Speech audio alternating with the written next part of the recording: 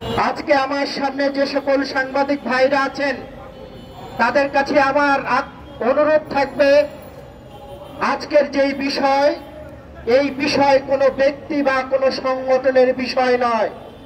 এই বিষয় এই 18 কোটি মানুষের বিষয়। এই বিষয় বাংলাদেশের সার্বভৌমত্ব রক্ষার বিষয়।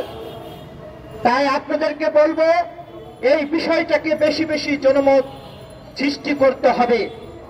অন্তর্বর্তী সরকারে যারা আছেন তাদের কাছে বাংলাদেশের মানুষ প্রশ্ন করতে চায়, তড়িঘড়ি করে কি কারণে স্টারলিংককে আপনারা লাইসেন্স দিয়েছেন, আর এই স্টারলিংক কেন ঢাকার শহরে অফিস করেননি? এদেশের মানুষের প্রশ্ন। এই স্টারলিংক তড়িঘড়ি করে লাইসেন্স দিয়েছেন, এর পিছনে অনেক কারণ আছে, যে এই কারণগুলো সাধারণ মানুষ এখন বুঝতে পারছে না, কিন্তু আমরা যারা রাজনৈতিক কর্মী আমরা বুঝতে পারছি। একদিক থেকে পররাষ্ট্র উপদেষ্টা বলছেন মানবিক করিডোরের কথা, আরেক দিক থেকে গতকালকে আমরা দেখলাম যে অন্তর্বর্তী সরকারের প্রেস সচিব তিনি বলছেন এই বিষয়ে কোনো কথা হয়নি। তার মানে আমরা কোনটা ধরতে চাই? একদিকে উপদেষ্টা বলছেন একরকম কথা, আর একদিকে অন্তর্বর্তী সরকারের উপদেষ্টা তিনি বলছেন আর এক কথা। তার মানে এখানে এই ধূম্রজালের সৃষ্টি হয়েছে।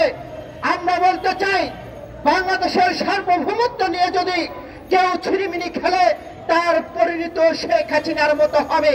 কারণ শেখ হাসিনা বাংলাদেশের সার্বভৌমত্ব নিয়ে ছিনিমিনি খেলে এই ভারতের সাথে গত 17 বছরের যেইভাবে স্বামী স্ত্রী সম্পর্ক করে বাংলাদেশের মানুষের ভোটের অধিকার ছিনিয়ে নিয়েছিলেন, বাংলাদেশের গণতন্ত্রকে গলা টিপে হত্যা করেছিলেন, এবং আমার বোন ফেলানির লাশ কাঁটাতারে ঝুলে আমরা দেখতে পেয়েছিলাম। গতকালকে দেখলাম এই ভারতের দাদাগিরিতে বাংলাদেশের বিজেপি বিএসএফকে পায়ে ধরে মাপ চেয়েছে। এটাই বাংলাদেশের মানুষ চেয়েছিল। কারণ বাংলাদেশের মানুষ বিহারে যেতে, বাংলাদেশের মানুষ কারোর দাদাগিরি মেনে নেয় নাই, ভবিষ্যতেও মেনে নেবে না।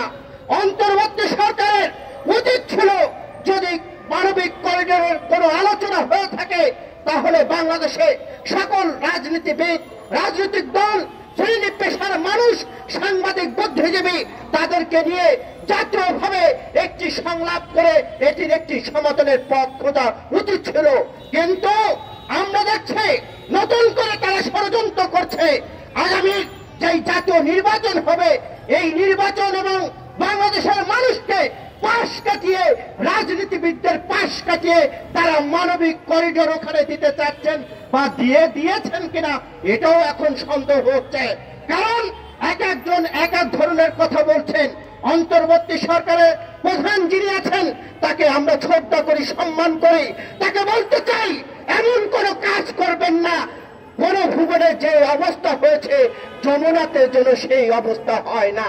কারণ আমরা সকলের উপরে দেশ এবং দেশের সার্বভৌমত্ব, আমার দেশের সার্বভৌমত্ব নিয়ে যদি কেউ ছিনিমিনি খেলার চেষ্টা করে তাহলে সেই দাঁত কিভাবে ভেঙে দিতে হয় সেটা বাংলাদেশের মানুষ জানে। আজকে আমরা যে সংকট দেখতে পাচ্ছি, এই অন্তর্বর্তী সরকার যদি মানবিক করিডোর দিয়েই দেয় তাহলে আগামী যে সরকার আসবে সেই সরকার প্রতিটি পদে পদে বিপদগ্রস্ত হবে। এটা আমাদেরকে বুঝতে হবে।